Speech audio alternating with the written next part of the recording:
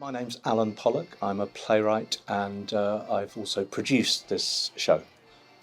The show is called The Bear Who Went to War, and it's based on my own children's book, which is in turn based on a story which I first heard in the Polish Social Club in Coventry 12 years ago, the true story of the bear Wojtek, who fought in the Second World War. Initially I couldn't believe it. I thought, you're making that up. But then I soon discovered that it was very real and there was plenty of evidence and film and pictures. So I wrote the children's picture book, but right from the off I decided that, like Warhorse, this was a very theatrical story. Effectively it's Warhorse but with a bear. And it's taken me 6 years, 12 years from the moment I heard the story and 6 years from the moment that I decided to do it. We did an R&D on this in 2019, same director, same composer, and it's taken that long to raise the money from various sources to do it. So my name's Kirstie Davis and I'm a theatre director. Alan had already got the story, was already thinking about doing the book that he's written and had published. And he said, I think it's a play. And so we went to Cheltenham Everyman, which is where I'm based, and got some actors in a room and did a week of working out how the story might be told. And so we had a skeleton idea. We had puppets, not these, but we had puppets that we were exploring with and working out how you'd go from baby bear to big bear.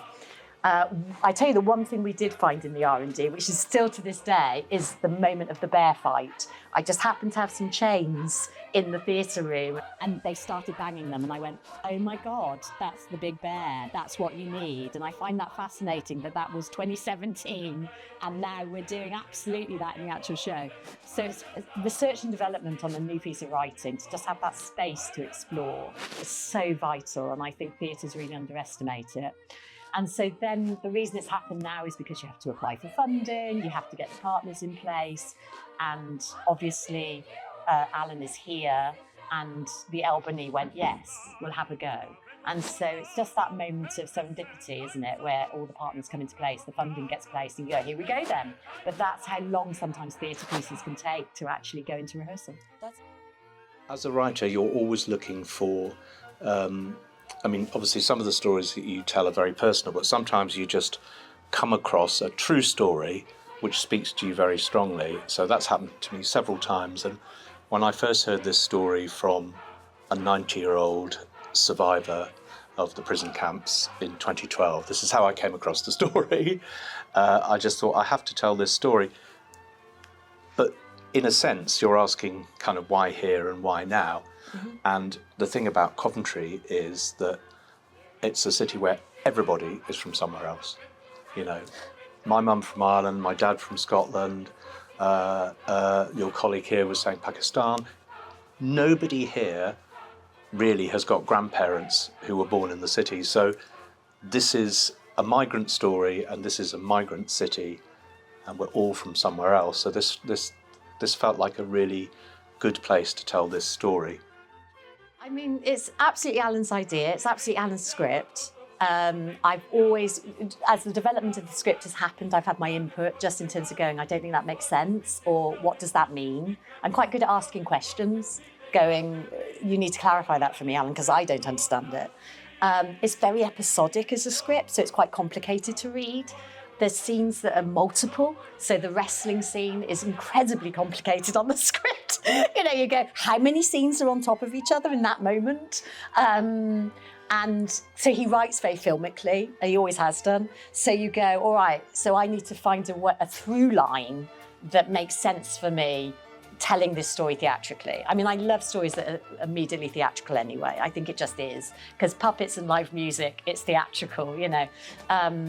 But he's written it filmically, so how do you put that together? And the music has been such a key part of that.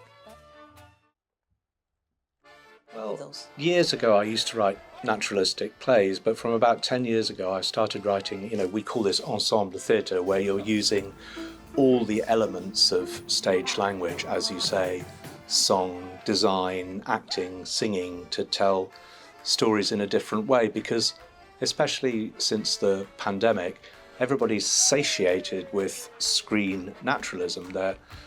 They watch every day people talking on TV. So I think when you go to the theatre, you want something slightly different and something theatrical, in fact. And this came up in another interview, actually. I've got a friend who's written a Hollywood screenplay about the same story. And it's been in development for 10 years. Well, he's become a friend. I didn't know him 10 years ago. Anyway, I think actually it will never get made because you have to make the decision, if you're doing a film, are you going to use a real bear or is it going to be CGI? And I don't think either of those solutions are satisfying. Whereas in a theatre, we're all aware that we're watching some people pretending to be a bear. But if they do it convincingly, then you buy into it. You know, we're all aware that we're in a room. We're not really in Persia or Poland or wherever it happens to be. So I think theatre is the right place for it. And in answer to your first question, this is the way I tell stage stories now. You know, everything I do is this sort of ensemble theatre, music theatre, all the elements combining to tell a story. The structure of it is quite challenging, you know, and for the actors as well to learn that structure is quite challenging. But the absolute key is Eva's through line. So where that violin is at any point is the through line, really, and that's the heart of it. And I think I realised that quite quickly. The moment you knew we needed a really good violinist, and she just is. I mean, she's a violinist, let alone an actor. Yeah, the moment you find that out, you go, well, I think that's the heart, and if we can just make that track work, that'll make it work, come together. So how difficult was it to find actors for this? Because it requires so many different pieces. A I person who know. plays an accordion? Like, are you kidding I know, me? and in fact, ironically, that wasn't going to be an accordion first of all, that was going to be a violin. So I had an actor muso already on board originally, who I've worked with a lot, who is an amazing violinist. And he dropped out. And so at that point, I'd found Ella, and I went, oh, I don't think I need another violinist. I think I need an accordion. And we had always wanted, we'd had an accordion in the R&D. So suddenly it became about, let's find the accordionist then. But it wasn't originally. It was going to be Peter on the violin. But you find Ella and you go, you don't need another violin. You don't need another violin. It needs an accordionist, or it needs another sound. So we found Tom. I mean, it was suddenly the search was on. Yeah, so that character was the last person we found. Oh, really? Yeah. It's fascinating because he's Ella is one heart, but then the other heart is Tom. Essentially. So it's fascinating that you found him last. Yeah. Wow. Yeah. You guys, how do you feel about the bear? We love the big fans. Do you also forget that the bear isn't actually a bear? Yeah, especially like just kind of stroking the tree. Like this bear is amazingly cute. Yeah. It's like when the bear looks in your with its eyes at you. It's like you just want to pet it. It's like a real thing. I know it's amazing how you do it. So even we sometimes forget. Like I sometimes like when I turn and I look and I'm like, oh yeah, it's Lily. It's like we're so used to it. So I think that's like one of the main things when it comes to doing puppetry is it's a lot of breath and getting used to just the puppets in general. Time, right? Like, this is not your first time doing puppetry, is it? Yeah. Yeah. It is. No way. Yeah. Thank you. How do you find working with the actors? They've been amazing because it's a really difficult show. It's quite fast for them. I'm glad it's an hour because actually it's quite fast and furious. It's been lovely because we really reached out and we've had to find them in different ways. So you put a casting out on Spotlight. Some of them I met, some of them I didn't. Some of them I met via Zoom, which is always weird. But it's just putting that little jigsaw together, and I wanted them to feel very independent of each other. I wanted each one to feel quite different.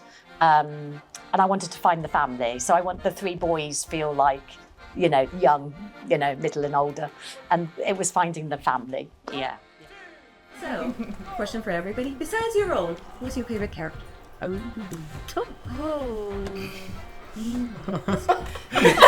like a reality show where someone's What are you? Each other.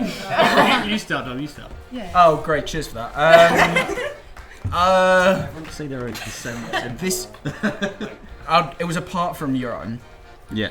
You know, I mean, otherwise everyone would say Jan. No, I'd probably have to say the General, to be honest. Oh, really? No, not the General. I mean Sergeant Brodsky. Oh, okay. Because I personally find it so entertaining because the bear is adorable, and you know really helps out, and there are so many wholesome moments and you know everything. And then Brodsky just for no reason hates him anyway, and I find that really entertaining personally. The fact that it sticks out so badly. Not my secrets. I just really like the dynamic that the three boys have from like it's adorable. Yeah, it's just having that like energy, and I actually had talked to someone about this, but I thought you knew each other before like it's like the first week. I was like, do they know each other? But they don't, so it's great. And I like the dynamic between like you can definitely see like the ages as well, which is like nice. I love the bear and his three dads. Literally. And a little baby. There's 3.5 men, but 3 and a bear. 3 and a full bear. I think it's so multifaceted as well, but no one part is more important than another. So like, you've got the fun of the bear, the poignancy of the story of like displacement from home and then finding a new home, being accepted. And I don't think any one part trumps another in that sense. So that's really nice as well, that it's concise but balanced. It's like a celebration of life in all of its aspects, like the pain and the joy. Yeah. That's beautiful. It's like no family show. It's like no other family show. It's not. This isn't just set for children or like playing down to them and stuff like that. We're telling a very real story, which has got serious themes, but explained it in the best way we can for any age. And parents won't be bored. Kids definitely won't be bored, and nanas will not be bored. They're getting from 7 to 87 here. You know that's where we're going for. But after that, you're in trouble. I think people will be very affected. I think it's a very moving story. I know for sure that, well, I feel pretty confident that it's going to be very engaging. I don't feel like there's many moments to get bored during it. But I wonder how it's going to hit different audiences in terms of the tone of it. Because it goes through, one of the conversations we had while we were doing it was about putting as much comedy in as possible. Yes. Because it's like the themes are obviously potentially quite dark. But I'm interested in what people are going to receive from it. And age ranges, which I kind of ages. From little ones right up to, to... I'm hoping they laugh and cry in equal measure. That's what I hope. I hope they love the story. I hope they go away going, I can't believe that's a true story. That's amazing. I hope they love the bear. I hope they love the music. But I just want them to be touched and laugh. That's what I want. You're going to get that reaction because I hope so. again, I hope they go with the story. It's not quite the usual children's show. It's a family show. Everybody could enjoy this. So I hope that it conveys values of friendship. This city is called a city of sanctuary. It's a welcoming city. It may not always feel like that, but a lot of people have chosen to make this city home. And it's a story in a way about, the bear is, it says it in the play. I mean, they've lost their own families, and the men and the bear become a family far from home, and then they find a home in Britain. And, I think that resonates with people. It resonates with most people. And so these values of friendship and home and travel and migration, I think, are the things that I want people to be thinking about.